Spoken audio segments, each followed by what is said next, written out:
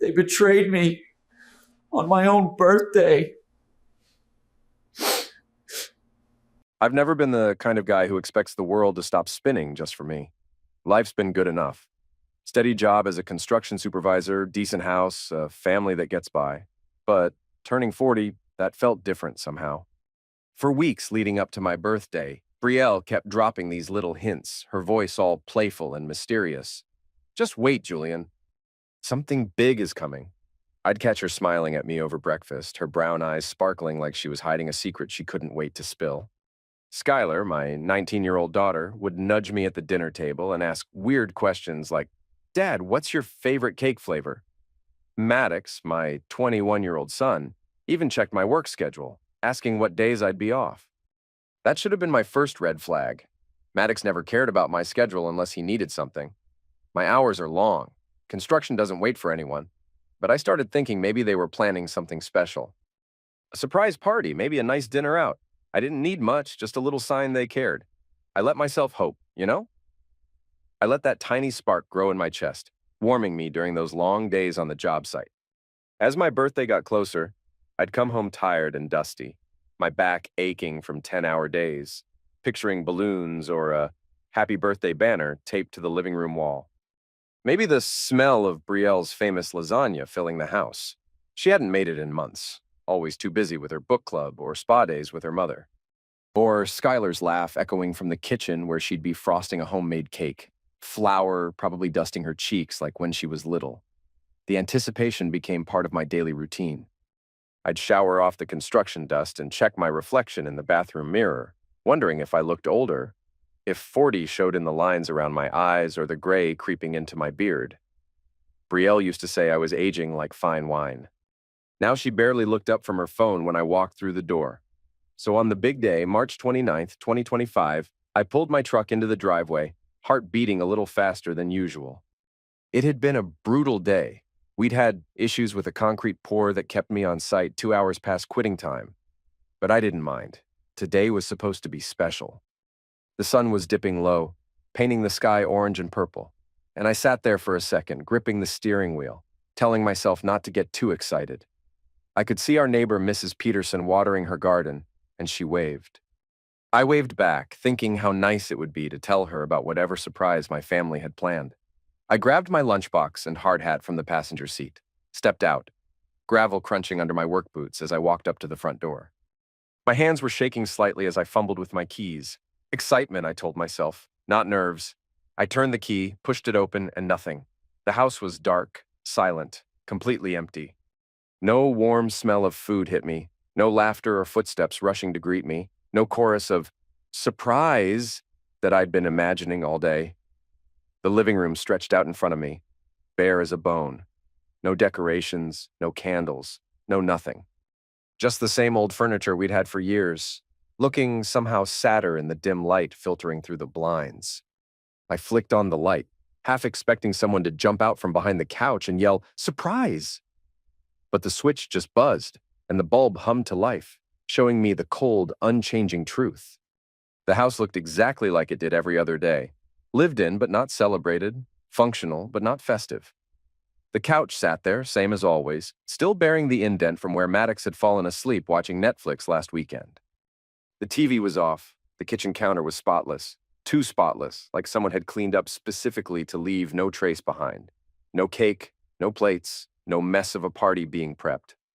No stack of presents on the dining room table, no cards propped up on the mantel.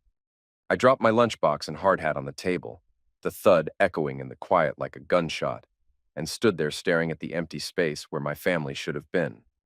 The silence was deafening. No hum of conversation from upstairs, no TV murmuring in the background, no dishwasher running. Nothing.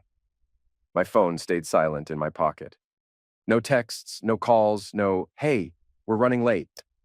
I walked through the house, my work boots leaving faint dirt marks on the hardwood.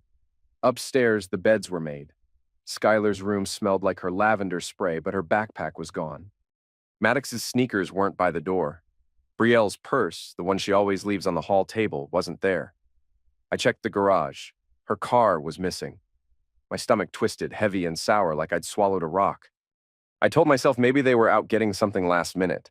that they'd pull in any second with headlights flashing, full of apologies and excuses. I sat on the couch, still in my dusty jacket, and waited. 5 minutes turned into 10.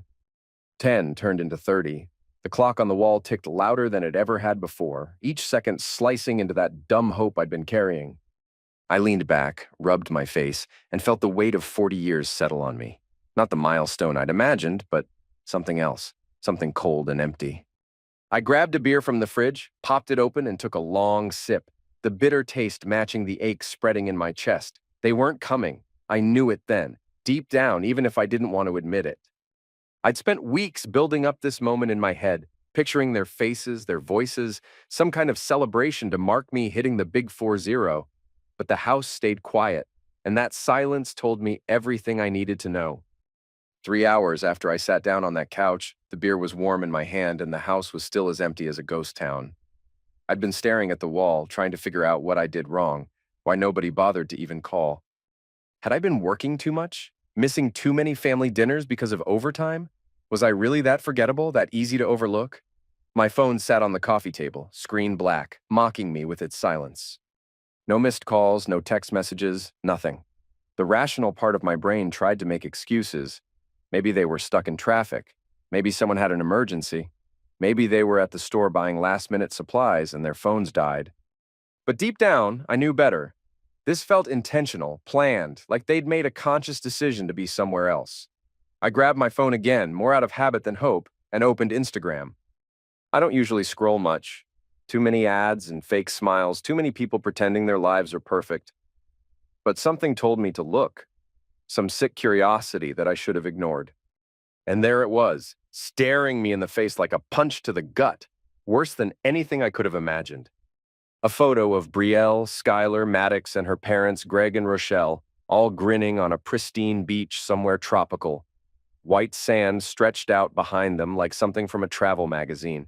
Crystal blue waves crashing in, the sun setting. All golden and perfect.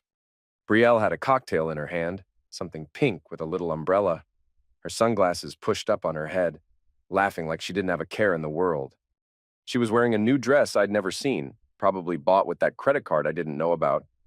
Skylar was splashing in the water, her hair wet and wild, looking happier than I'd seen her in months. Maddox stood there shirtless, holding a beer, smirking at the camera with that cocky expression he gets when he thinks he's gotten away with something. Greg and Rochelle were lounging in chairs that probably cost more than I make in a week, looking smug as ever, like they own the world. The caption under Maddox's post hit me like a brick. He won't even notice we're gone. LOL. I read it again, then a third time, just to make sure I wasn't seeing things. My own son wrote that. My family, my whole damn family, was at some fancy resort living it up while I sat here in the dark, and they thought it was funny. I scrolled through more posts. Skylar had a story up of her sipping a drink with a little umbrella, tagging some place called Paradise Cove Resort.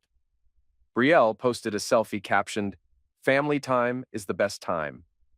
Family time without me." I dropped the phone like it burned me and stood up, legs shaky, chest tight like someone was squeezing it. I walked to the kitchen, grabbed the bottle of whiskey from the cabinet, the good stuff Brielle got me for Christmas, and poured a glass. No ice, no mixer, just straight. I took a big gulp, the burn sliding down my throat, and leaned against the counter. They didn't forget.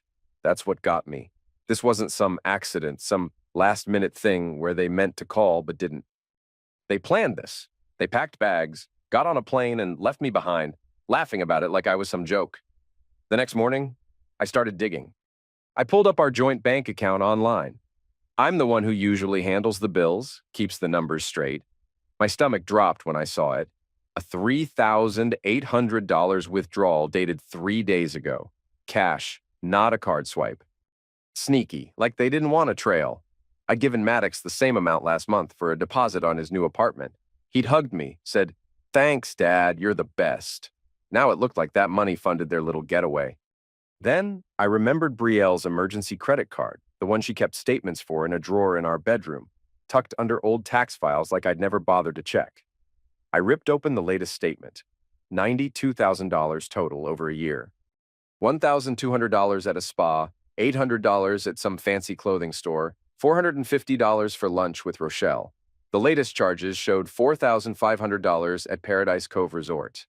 This wasn't just a birthday snub. This was a whole secret life, funded by my overtime hours and weekend work. 2 days later, my phone exploded with messages. 49 total, piling up over a few hours. Brielle. Julian, where are you? Like I was the one who disappeared. Skylar. Dad, are you okay? Please answer. Maddox. Yo, Dad, what's up? You good? Voice notes too. Skylar's voice soft and shaky, saying she was worried. Brielle sent a longer one. Julian, please don't shut me out. We're flying back early. Talk to me. I sat there staring at the screen, part of me wanting to feel relief or anger, but I didn't. It was too late for that. Instead, I got an idea. I grabbed my phone, found a picture from yesterday, me holding a cheap chocolate cake from the grocery store bakery section. It was small, kind of sad-looking, with "Happy Birthday" scribbled in messy icing. I'd taken it in the kitchen under fluorescent light, no smile, just me and the cake. I uploaded it with no filter, no caption, just the timestamp. March 28th, 2025, 7:42 p.m. It wasn't about being petty. It was a marker, a quiet flag saying, I'm still here, I see you, and I'm not the one who's missing. 3 days after my birthday, they showed up at my door. Brielle in front holding a shiny gift bag, her smile tight and fake. Skylar and Maddox hung back, Skylar picking at her nails, Maddox staring at his shoes. Greg and Rochelle stood there like they owned the place, Greg's arms crossed, Rochelle's lips pursed. I didn't say a word, just leaned against the doorframe and pulled out my phone, showing them Maddox's post. The air changed like someone sucked the oxygen out. Brielle's smile dropped. I looked straight at Greg and said, You're not welcome here. My voice was calm, but it cut through the tension like a blade. I stepped aside, holding the door open just enough for the others. You three can come in. They can't. Inside, I dropped a folder full of evidence on the kitchen table. Bank statements, screenshots, credit card charges. When did I become invisible to you? I asked, my voice steady but hitting them hard. Brielle claimed it wasn't her idea, that she didn't know how to say no to her dad. Skylar was crying, saying it was supposed to include me too, but Grandpa said I'd bring down the vibe and it'd be more fun without me. The words landed like a hammer. You didn't know how to say no to your dad, but you knew how to say no to me, I replied, flipping the folder shut with a snap. The next morning I made changes. I opened a new bank account in just my name, transferred half our savings, canceled the joint credit card, and set up direct payment for Skylar's tuition. I changed the locks, heavy deadbolts that meant business. When Brielle came downstairs, I told her, You're in the guest room from now on. Separate accounts. You pay half the bills. I changed the Wi-Fi password to Julian40 and reset everything. This wasn't revenge. It was survival, drawing boundaries carved in stone. A week later, Greg showed up in my driveway, his face red with anger. What the hell do you think you're doing? Locking my daughter out, cutting her off. You're destroying this family? I didn't flinch. Destroying it? Funny. I thought that started when you took them all to a resort and left me behind. He waved dismissively. That was a trip, a break. You're blowing this out of proportion. I stepped forward. How much did it cost, Greg, that little break? He shrugged. About $7,500. What's that got to do with anything? I nodded. I put $25,000 into Skylar's education last year. What have you done for her future? His mouth opened and shut. You don't get to lecture me about family. You decided I wasn't worth bringing along, and now you're mad I'm not rolling over for it. But something was shifting with my kids. Maddox called needing rent money, $600 short. I helped him, but we did it right. We sat at the kitchen table, went through his bills, his pay stubs, everything. I showed him how I'd always budgeted for the house, tracking every dollar. You plan ahead, you don't get stuck, I told him. I gave him the money, but made him write it down as a loan. You owe me. Not because I'm mad, just so you learn. He looked at me then, really looked, and said, I get it, Dad. That night, his Instagram post disappeared.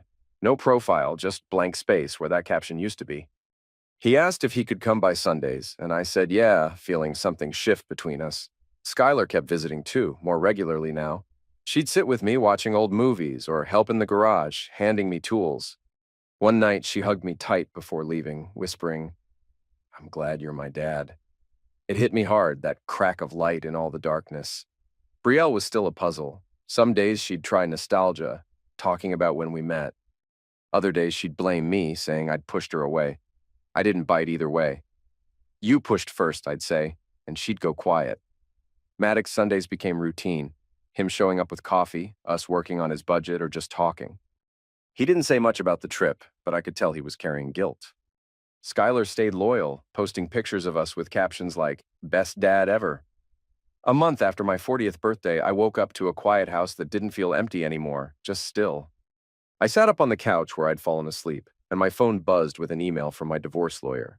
Short and simple, Brielle's attorney had reached out. No fight, no drama, just paperwork moving forward. I didn't feel sad. I felt clear, like I could see myself again. Not just the guy who paid bills or fixed things, but me. Julian Hartley, a man who'd made it through the mess. I walked outside and sat on the porch steps. The neighborhood buzzed around me, alive and normal, and I felt part of it again. Not stuck, not invisible. I changed my Facebook status to "It's Complicated" and thought about that night a month ago. The dark house, the whiskey, the Instagram post that started it all. It felt far away now, like it happened to someone else. 40 wasn't what I'd expected. No party, no big celebration. But it gave me something better: clarity. I could see myself now, not as the guy they forgot, but as the one who stood up and claimed his place. The divorce wasn't a loss. It was a door closing so another could open. Being seen by my kids, my friends, and most importantly, by myself, that was the gift I'd claimed. And that was enough. Don't worry. Finish your meeting.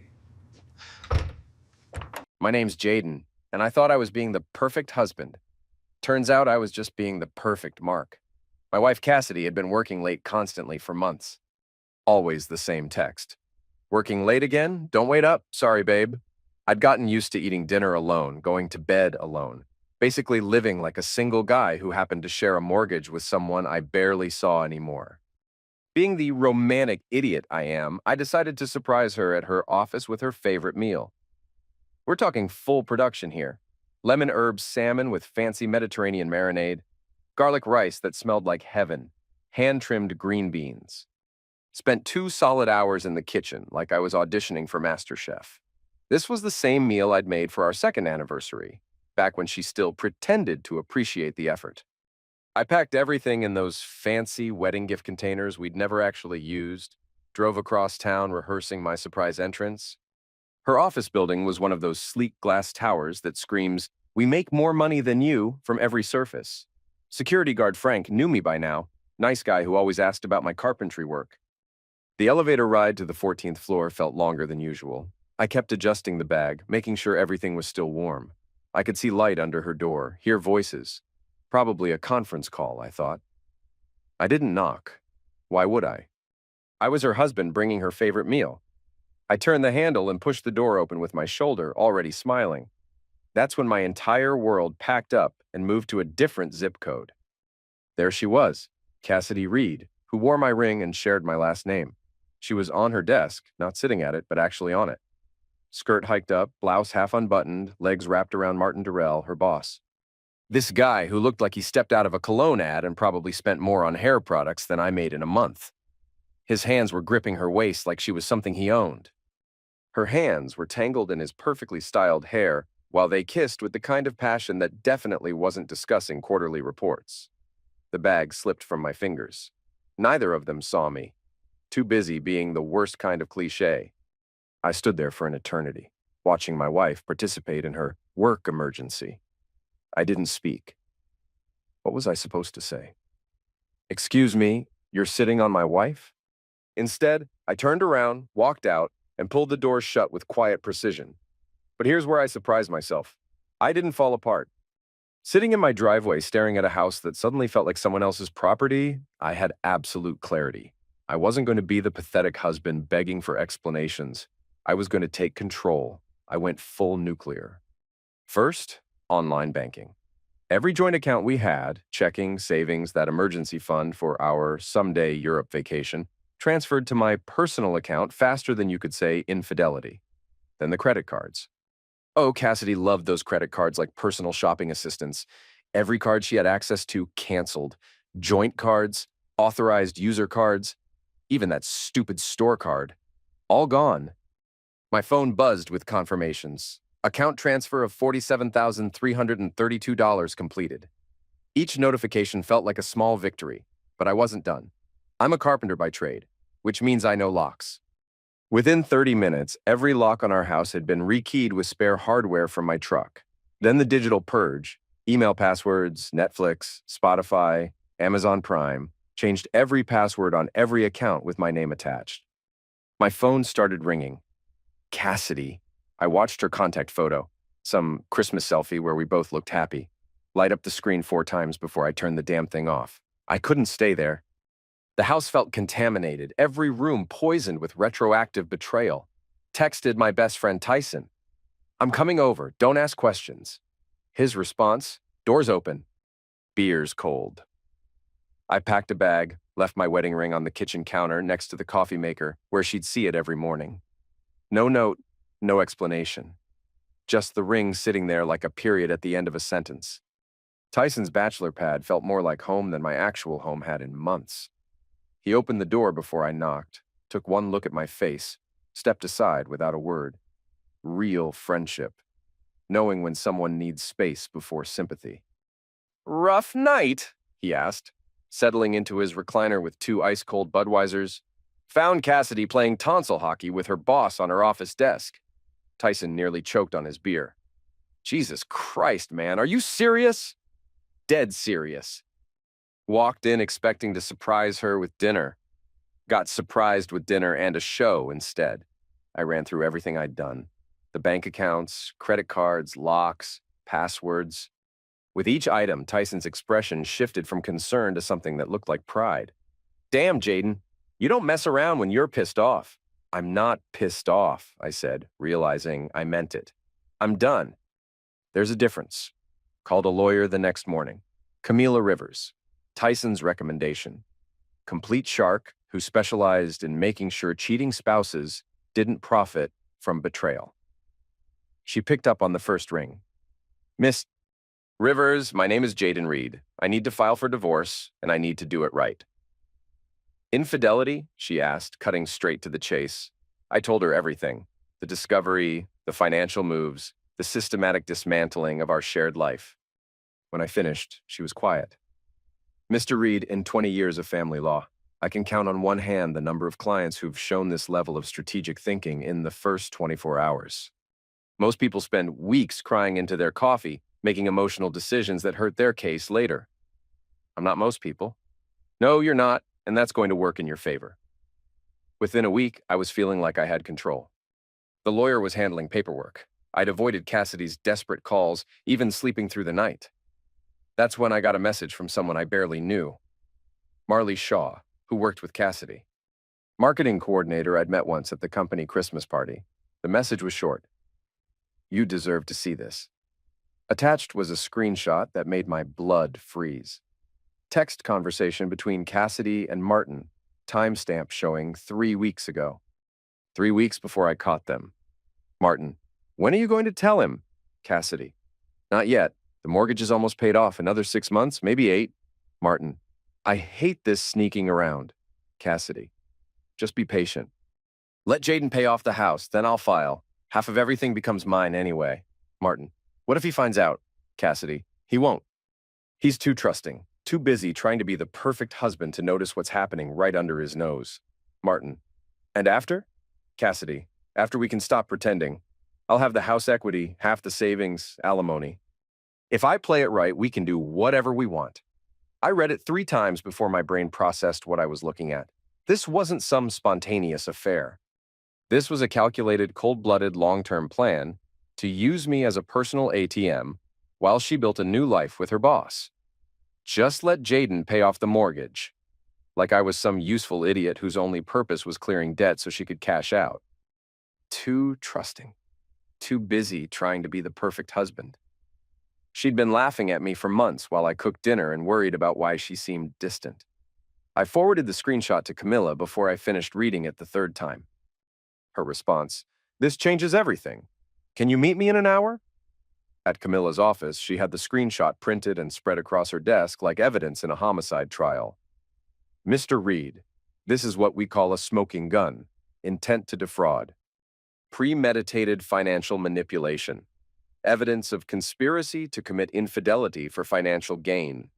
This doesn't just help your case, this decimates hers. What does this mean practically? It means we're not just filing for divorce anymore.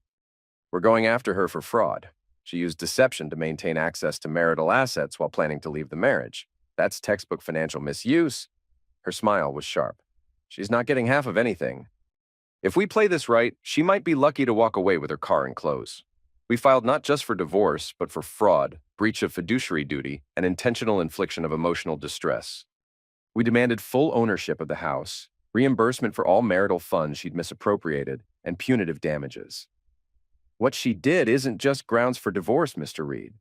It's potentially criminal fraud. She used false pretenses to obtain and misuse marital assets with intent to permanently deprive you of your property. Had the papers served at her office during peak business hours? Maximum workplace visibility. Seemed fitting that the scene of her betrayal should also be the scene of her consequences. I parked across the street, watching the process server walk through those glass doors at exactly 2 p.m. 20 minutes later, he walked back out and gave me a thumbs up. But I wasn't done. I wanted to see her reaction myself. Took the same elevator to the 14th floor. Her office door was open. People gathered around trying to figure out what legal drama had invaded their workplace. There she was, sitting at that same desk where she'd been kissing Martin, holding a manila envelope and looking like someone had scheduled the apocalypse.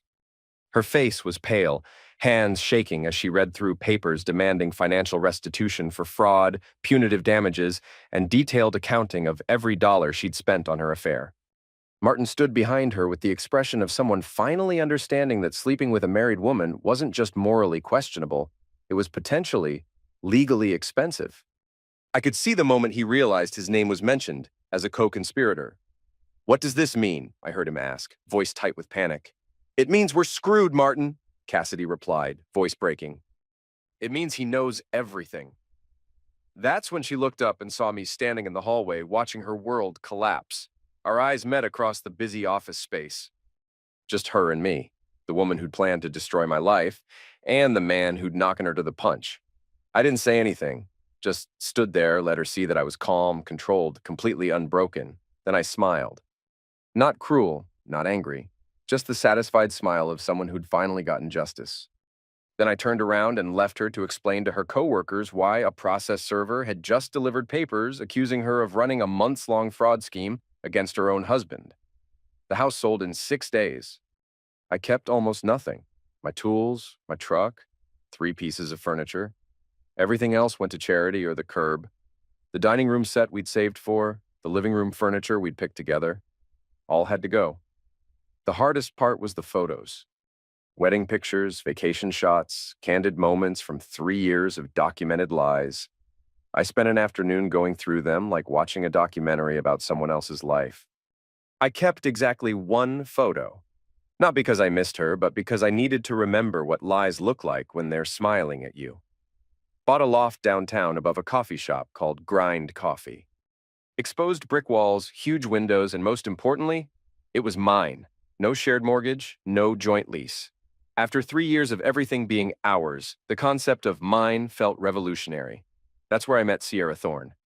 I was carrying garbage downstairs when I nearly collided with a woman carrying 50 pounds of coffee beans. "You must be the new tenant," she said. "I'm Sierra. I run the cafe downstairs." "Jaden, just moved in." "Sorry about the noise. Still figuring out which floorboards creak." "Trust me, I sleep through everything, including the espresso machine directly below my apartment." She paused. "Wait, are you the guy who's been ordering black coffee every morning at exactly 7:15? Guilty. Is that a problem?" "Not at all. I was impressed by the consistency." She picked up the coffee bag again. Although I have to ask, black coffee, no cream, no sugar. I like things simple these days. Something in my tone suggested there was a story. She gave me a look that was part curiosity, part understanding. Fair enough. Simple's underrated. We'd been doing this careful dance for 3 months.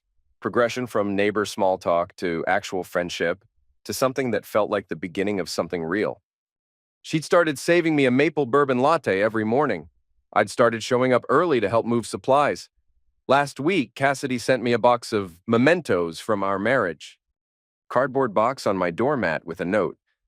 I know you probably don't want to hear from me, but I found these things while packing. I thought you might want them. I just didn't want to forget what we had, even if it wasn't real for me the way it was for you. Even her apology was a backhanded insult, suggesting I was some emotional simpleton who'd been genuinely invested while she ran a con.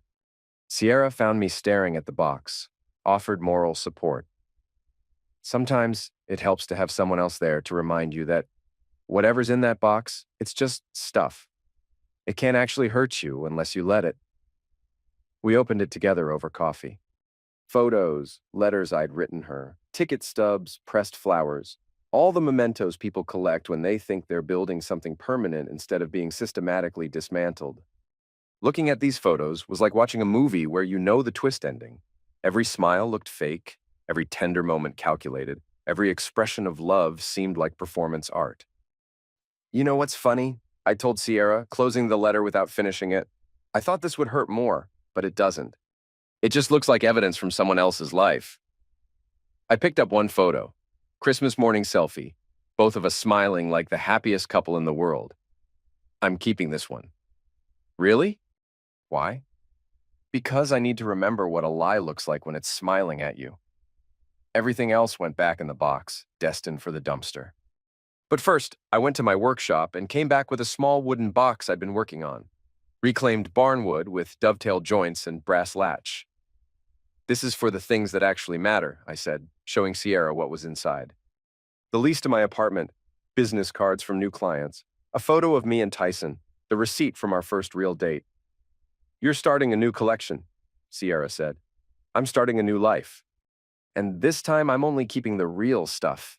I handed her the box. This is yours if you want it, for all the moments we're going to build together, the real ones. She took the box like it was made of something precious, which it was, hope, trust, the kind of faith only possible after learning the difference between what's real and what's performance. Update. Cassidy tried fighting initially, but her lawyer basically told her she was screwed with that screenshot evidence. She settled for almost nothing, kept her car, some personal items, whatever was in her personal accounts. No house equity, no alimony, and she had to pay my legal fees. Martin got fired when their company discovered the affair was affecting workplace dynamics. The system worked exactly like it should when you document everything and don't let emotions drive decisions. Sometimes the best thing that can happen is discovering who someone really is before they can destroy you completely. I'm with someone real now, in a place that's actually mine, with a life built on truth instead of lies. Best thing that ever happened was catching Cassidy on that desk. Not because I enjoyed it, but because it finally showed me who I'd really been married to all along. I'm out so you can focus on them.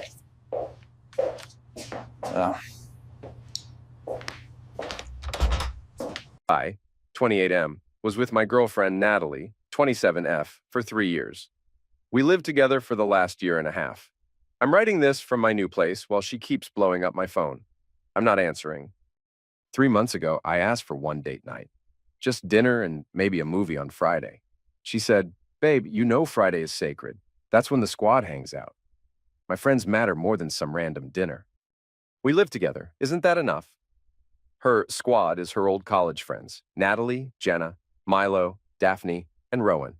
They've been close since freshman year. I get it. Friends are important, but we hadn't had a real date in 4 months. Every weekend was squad brunches, squad game nights, squad beach days.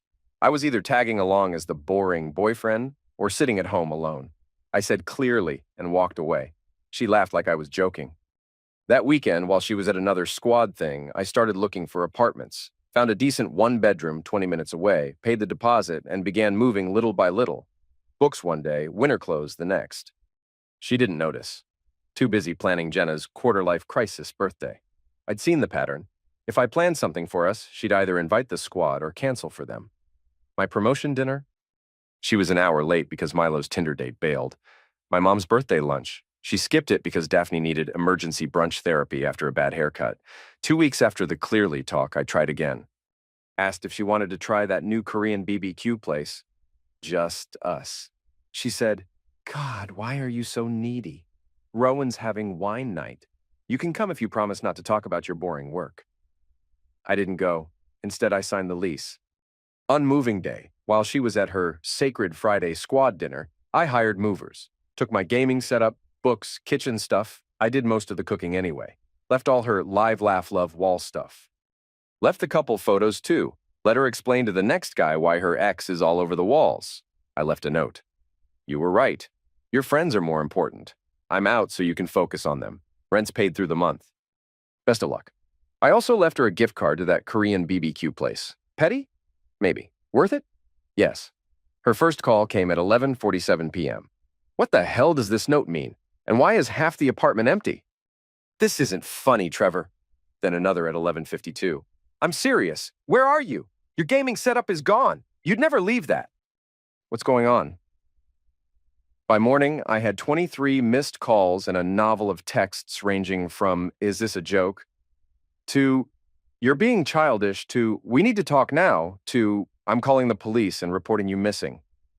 The police said you're not missing if you left a note, but this is basically kidnapping yourself from our life. That last one still makes me laugh. Kidnapping myself? I responded once. Your friends are more important, remember? I'm just respecting your priorities. Then blocked her. The mutual friends started reaching out. Apparently, she showed up to Saturday squad brunch in tears, expecting sympathy. Instead, she got uncomfortable truths. Jenna and Milo had been secretly dating 3 weeks. Daphne admitted feeling suffocated by constant group hangs. Rowan got a promotion requiring weekend travel. The squad was naturally evolving, and Natalie was the only one desperately clinging to their college dynamic. The entitlement escalation has been something. She tried breaking into my old place, still had a key to collect her things. I'd already boxed everything and left it with the building manager. She told him I was holding her grandmother's jewelry hostage. Plot twist. She never had grandmother's jewelry. She called my company's HR claiming to be my wife with a family emergency. They know I'm not married. She tried again from different numbers with wilder stories. I was in an accident. Her mom died. She was pregnant. HR started a file. Her mom, Carol, called me. Trevor, sweetheart, Natalie is devastated. This seems so sudden. It's not sudden, Carol. I've been asking for basic couple time for months. But you know how important her friendships are to her. More important than our relationship.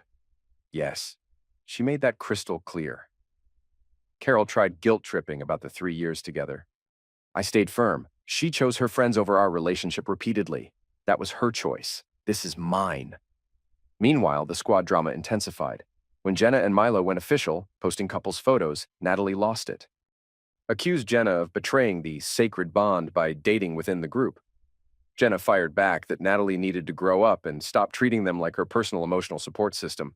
The text chain was brutal. Jenna sent me screenshots later. Natalie, we promised we'd never let relationships come between us.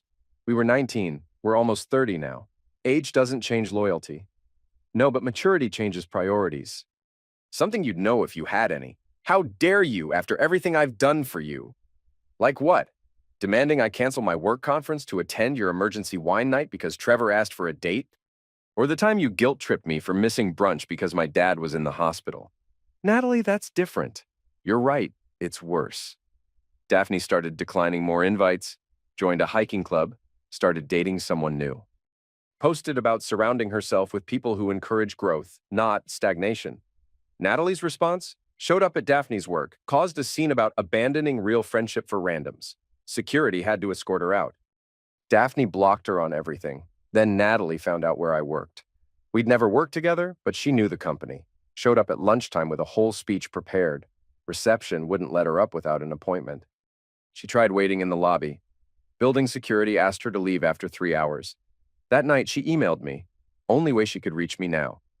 You've turned everyone against me. Jenna picked Milo over our friendship. Daphne thinks she's better than us. Even Rowan barely replies. You did this. You poisoned them. I demand you fix it. Tell them to stop punishing me for your failure to understand friendship. I didn't reply. Sent it to my lawyer friend, who told me to save everything, just in case. Then she went full delusional. Made a group chat called Trevor's Manipulation Exposed. Posted cropped screenshots like me saying I don't want to go, with no context that it was the squad's 5th event that week. The replies weren't what she hoped for. Marcus. Nat, these screenshots show him asking to spend time with you. Look closer. He's trying to isolate me by asking for one Friday night in 4 months. That's psychological warfare, Eric. I was there when you told him his promotion dinner wasn't important because Rowan needed pregame drinks. That's in writing. Here, whose side are you on? The side of moving on. People started leaving the chat. Marcus called me. Dude, she's lost it. Keeps telling us to pick sides. I told her there are no sides. You broke up? Move on. She called me a traitor. We've been friends since middle school. Then came the kicker. Since her friends were betraying her, she went to make new ones. Started going to bars alone, telling strangers about her abusive ex who made her choose between him and her friends. Problem. She picked bars where our mutual friends knew people. Eric called. Bro, your ex is at McGivern's telling crazy stories. Says you were controlling. Lisa showed her the screenshots she herself posted where you were begging for one date night. Natalie ran out crying. Her squad kept falling apart. Rowan took the travel promotion, moved 2 hours away, posted about new chapters and leaving toxic patterns. Natalie commented, "You're leaving your real family for money." He deleted and blocked her. Milo and Jenna moved in together. Natalie crashed their housewarming uninvited, brought a gift, and gave a speech about forgiveness and friendship beating romance. Jenna's sister filmed it, painful, a room full of people staring while she rambled about sacred bonds. Milo finally told her to leave. She threw the gift, a photo collage of the squad in college, and stormed out. Daphne messaged me. Sorry we enabled her for so long. You deserve better. She's been texting from new numbers, calling me fake for choosing strangers over history. I filed a maltreatment report. Rock Bottom has a basement, I guess. But first, here's the deal with my stuff and the apartment, since people keep asking. The lease was in both our names, but I was paying 70% of the rent, since Natalie's social media consulting was just running Instagram for 2 local boutiques. When I left, I told the landlord I'd cover my portion through the lease end, 2 months, but I was removing myself from the renewal. He was cool about it, said he dealt with plenty of breakups. Natalie tried to get me on the hook for the full rent, sent me invoices through Venmo with descriptions like, your half of abandonment fees, and emotional damage rent supplement. I screenshotted everything, sent it to the landlord explaining the maltreatment. He told her she either finds a roommate, pays full rent herself, or moves out at lease end. She chose option 4, try to guilt everyone else into paying. Created a GoFundMe, helped me keep my home after emotional misuse.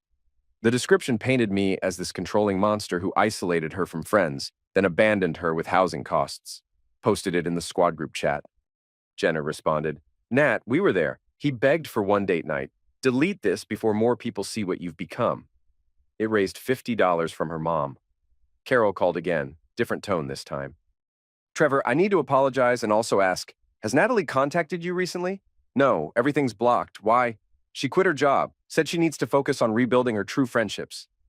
She's been staying here, spending all day creating these manifestos about friendship and loyalty, posting them online. It's concerning. I checked through a burner account. Holy hell. She'd started a blog, When Your Ride or Dies Choose to Die. Posts included The Betrayal of Jenna, How Romance Ruins Sisterhood, Fake Friends versus Real Ones, a comprehensive guide, My Ex-Boyfriend's Campaign to Destroy Female Friendship, Why Couple Culture is Toxic to True Bonds. Each post was thousands of words, unhinged rambling about loyalty, sacred bonds, and how everyone abandoned her for societal relationship propaganda. Meanwhile, the squad completely fractured. Daphne started a group chat without Natalie called Actually Growing Up. They shared memes about toxic friendships and posts about healthy boundaries. Someone screenshotted it to Natalie.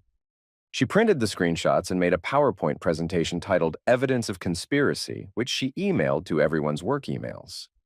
Milo's boss called him in, confused about why he was receiving friendship documentation during business hours. Jenna's company flagged it as potential maltreatment. Rowan's was caught by spam filters. He only found out weeks later and laughed his A off. Then she found out where I lived. Don't know how. Probably followed me from work one day. Showed up on a Sunday morning with printed copies of her blog posts and the PowerPoint. You need to read these. Understand what you've done. Natalie, leave. Now. Not until you admit you turned them against me. They grew up. People evolve. Friendships change. You didn't. Friendships don't change. Real ones last forever. You're 27, not 17. Your friends got lives. You should too. She tried shoving the papers at me. I stepped back, closed the door.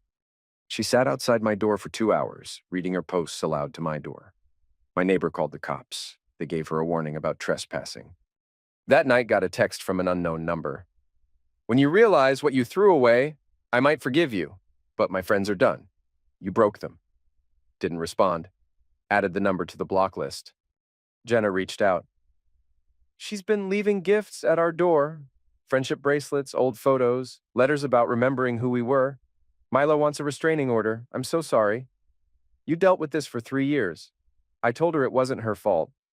We all enabled it in different ways. The conclusion nobody saw coming, including me.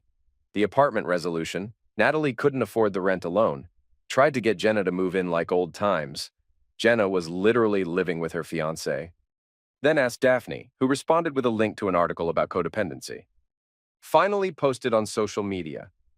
Seeking a loyalty-based roommate who understands friendship values. The responses were not what she expected. Is this the girl from that unhinged blog about friendship betrayal? My therapist literally used your blog as an example of unhealthy attachment patterns. The post got deleted within hours. She ended up moving back with her mom, tried to spin it as choosing family healing over toxic independent culture. Nobody bought it. Last month, Carol called with an update. Natalie had finally started therapy after Carol threatened to kick her out. The therapist diagnosed her with some attachment issues stemming from her parents' divorce when she was in college, right when the squad formed. Makes sense now. Not my problem anymore, but good for her, I guess. I maintained no contact, started dating someone new. Ashley, a software developer who actually enjoys couple time and has healthy friendships. Novel concept. Then last week, ran into Daphne at a coffee shop. She gave me the update. Jenna and Milo are engaged. Small proposal, just them hiking. Natalie found out through Instagram and actually just commented, "Congratulations," and nothing else. Growth, maybe. How's the squad? There is no squad, hasn't been for months. We all occasionally hang out in different configurations, like actual adults. It's healthier. And Natalie? Still living with her mom, got a new job, deleted her blog, joined some meetup groups, still posts passive-aggressive quotes about loyalty sometimes, but less frequently. Yesterday I got a letter. Actual mail from Natalie. Trevor, my therapist suggested writing letters without sending them. I'm sending this one because you deserve an apology even if you never read it. I was wrong. Not about valuing friendship, but about thinking friendship meant ownership. I treated my friends like possessions and you like an accessory. When you left, I blamed you for the dominoes falling, but they were always going to fall. You just stopped propping them up. I'm not asking for forgiveness or friendship or anything. Just wanted you to know you were right to leave. I chose my friends over you repeatedly. That was my choice. Your response was yours. I'm learning the difference between having friends and having hostages. Natalie. P.S. Congrats on the promotion. Daphne mentioned it. I read it twice, then threw it away. Not my circus anymore. Ashley asked who the letter was from. Told her it was junk mail. We went to dinner. Just us. It was nice. Looking back, the revenge wasn't some master plan. I just left. Stopped being her safety net while she prioritized everything else. Her friends naturally growing apart wasn't my doing. It was life. The fact that she couldn't handle normal friendship evolution and imploded, that's on her. Sometimes the best revenge is just refusing to participate in someone's dysfunction. She declared her friends were more important than me. I agreed and removed myself. When her friends started living their own lives and she had no relationship to fall back on, she learned what actual priorities mean. The irony? If she'd just given me that one date night, we'd probably still be together and she'd still have her friends. They all told me later they were getting tired of the constant group hangs too, but didn't know how to tell her. My leaving gave them the push to set their own boundaries. Daphne said it best. You didn't break up the squad. You showed us we were being held together by guilt, not genuine connection anymore. I'm not gleeful about it, not sad either. Just done. Now living my life with someone who actually wants to be in a relationship, not someone who treats their partner like a backup plan. To anyone in a similar situation, if they consistently show you where you rank in their priorities, believe them, then adjust accordingly. You deserve to be someone's priority, not their afterthought. And no, I'm not unblocking her. That chapter's closed. The funniest part? Ashley met some of my friends last week. When she heard we had plans Saturday, she asked, "Mind if we skip? There's this amazing farmers market I wanted to check out with you." Just us. No squad, no drama. Just a couple doing couple things. That's what a relationship looks like. The end.